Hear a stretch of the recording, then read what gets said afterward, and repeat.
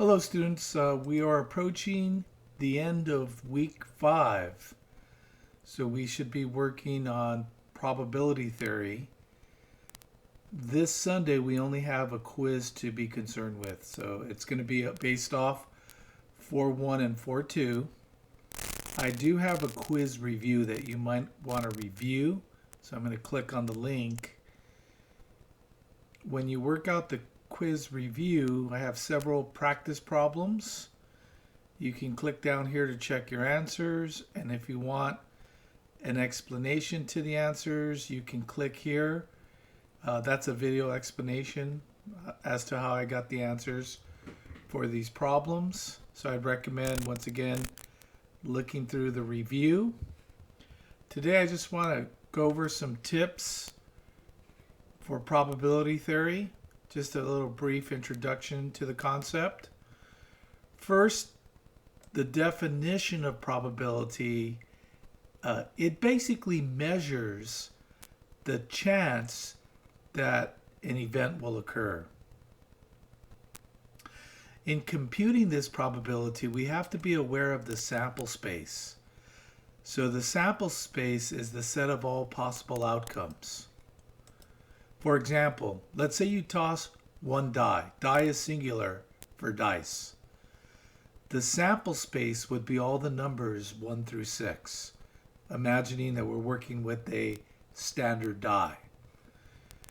Now an event, which is what we're trying to measure, is denoted as E, and it's a subset of the sample space. So for example, we could have an event such as when you toss one die, you get an odd number.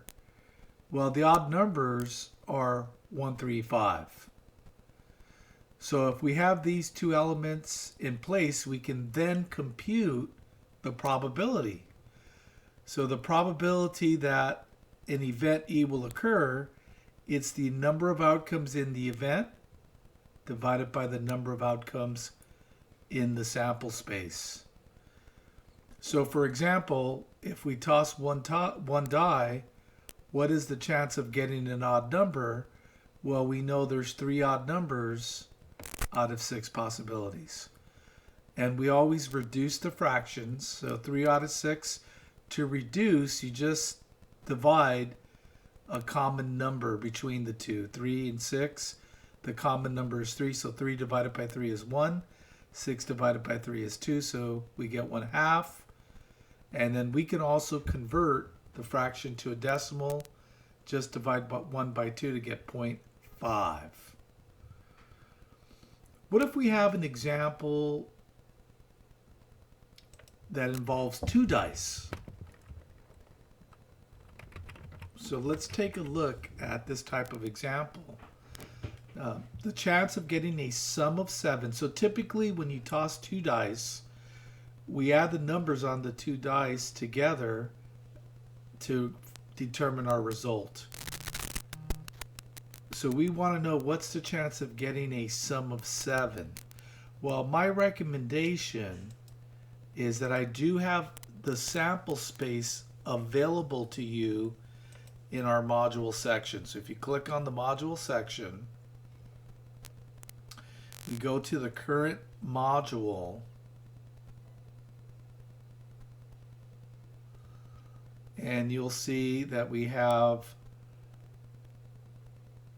the sample space for 2 dice and cards. Let's click on that document. Now you could download this document or you can work with it from Canvas. Let's zoom in real quick. And then so this right here is the sample space for 2 dice. Now, if you toss 2 dice, you get a sum of 2. Think of these as pairs that you have to count as 1. So there's only 1 pair that gives us a sum of 2. To get a sum of 3, there's actually 2 pairs, right? So this is 1 pair, and then the second pair. So you can get a 1, 2, or 2, 1 to give us a sum of 3. And to get the sum of 7, which we're trying to calculate, that's 1, 2, 3, 4, 5, and 6. And the total amount of pairs is 36. So the chance of getting a sum of 7 when two dice are tossed is 6 out of a total of 36. Now, if you're having trouble reducing, we could use our fraction button in the calculator. Everyone has a fraction button on a scientific calculator, such as n over d or some other fraction. So to simplify, you just type 6, fraction button, 36, hit enter, and we get 1/6.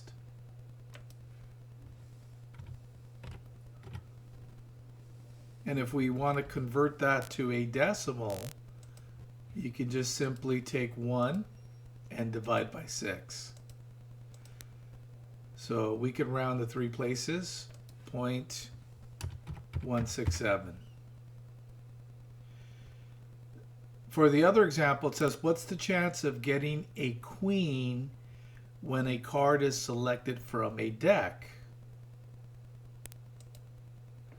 Well, on this sample space, let's go to the cards. Remember, there's 52 cards in a standard deck. No jokers are allowed. We have the aces, the numbered cards, the face cards, and we have half the cards are red, half are black. We have the 4 suits, diamonds, clubs, hearts, and spades. So for our example, we want to know what's the chance of selecting a queen. Well, there's 4 queens out of 52. So here we would type 4 queens out of 52. And if we want to reduce it, let's go back to the calculator. Let's hit the fraction button, 4 out of 52, hit enter. That's 1 out of 13. And then let's make that a decimal. So 1 divided by 13 is 0.07. If we round, remember, since that's 9, we're going to add 1 to 6 and drop everything else. So 0.077.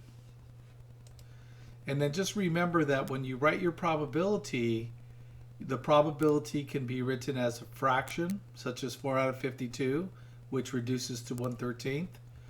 It could also be written as a decimal or as a percent. Now, to convert a decimal to a percent, you just move the decimal 2 spaces to the right and add percent, so 7.7%. And then finally, when you calculate probabilities, the minimum value is 0. The maximum is 1. So you would never have a negative probability or a probability greater than 1. Keep that in mind when you type your answers. So thanks for watching the video. I hope these little tips help you. And if you have any questions, you can always email me.